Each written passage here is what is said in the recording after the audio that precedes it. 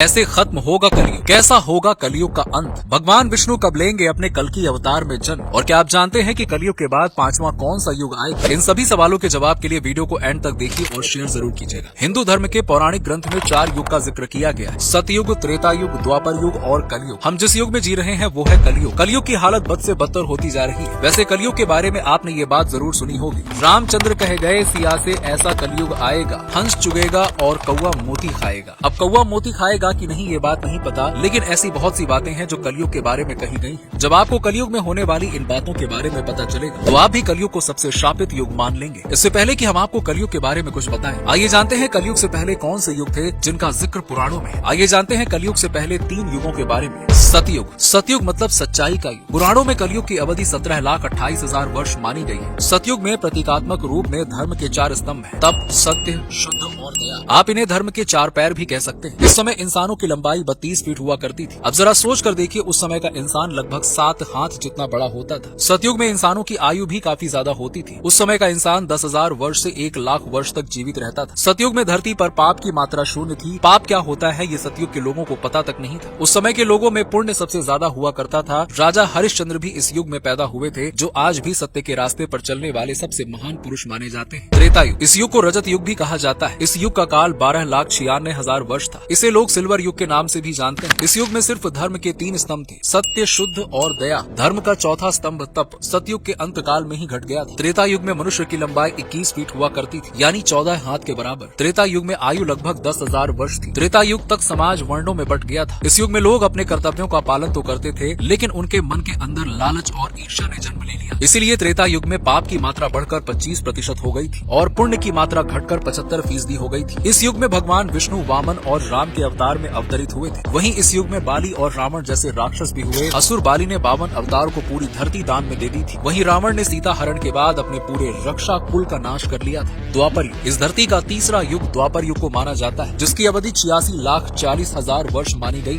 धर्म का तीसरा स्तंभ शुद्ध त्रेता युग में समाप्त हो गया था। इसीलिए इस युग में धर्म के केवल 2 ही स्तंभ बचे थे। द्वापर युग में सत्य और दया के स्तंभ बचे थे। इस युग में इंसान की लंबाई घटकर 11 फीट रह गई और उम्र घटकर 1000 वर्ष रह गई थी। इस युग के लोगों को अपने कर्तव्यों का बिल्कुल भी ध्यान नहीं था। लोगों के अंदर काम, क्रोध और लोभ भी आ चुका था। इस वजह से इस युग में पाप की मात्रा बढ़कर 50% हो गई थी। वहीं पुण्य भी आधा हो चुका था, यानी इस युग में आधे मनुष्य पापी थे और आधे मनुष्य पुण्य आत्मा थे। द्वापर युग में ही इतिहास का सबसे भयानक युद्ध महाभारत हुआ था, जिसमें एक स्त्री को भरी समाज में लज्जित किया गया था। कलयुग। दोस्तों, सनातन धर्म का अंतिम युग कलयुग है। पुराणों में कलयुग की काल अवधि 4,32,000 वर्ष बताई गई है। वर्तमान का युग कलयुग कहलाता है। अभी कलयुग का प्रथम चरण चल रहा है। अभी कलयुग के 5,000 वर्ष पूरे हुए हैं। अभी भी कलयुग को खत्म होने में 4,27,000 वर्ष बाकी है। इस युग में धर्म का एक स्तंभ दया भी बचा है, जो इस युग के अंत तक समाप्त हो जाएगा। इस युग में पाप की मात्रा 75% और पुण्य की मात्रा 25% रह जाएगी। साथ में ये भी कहा गया है कि पुण्य कलयुग खत्म होने तक शून्य हो जाएगा। इस युग में इंसान की औसत लंबाई 5 फुट 5 इंच होगी, यानी कि एक इंसान औसत 3.5 हाथ का होगा। इंसानों की उम्र 80 से 90 वर्ष होगी। विष्णु पुराण में ये कहा गया है कि जैसे जैसे कलयुग का अंत नजदीक आएगा, वैसे वैसे मनुष्य की उम्र घटती जाएगी। अंत में इंसान की औसत आयु 20 से 30 वर्ष रह जाएगी। उस समय छोटे छोटे बच्चे गंभीर बीमारियों का शिकार होंगे। कम उम्र में ही बच्चों की आंखों पर चश्मा होगा, बालों में सफेदी छा जाएगी। कलयुग में हर कोई चिंताओं से घिरा होगा। कलयुग के अंत में शादी एक तरह का समझौता होगा। जिनके पास पैसा होगा, स्त्रियां उन्हें अपना पति स्वीकार करेंगी। लोग सिर्फ अपने बारे में सोचेंगे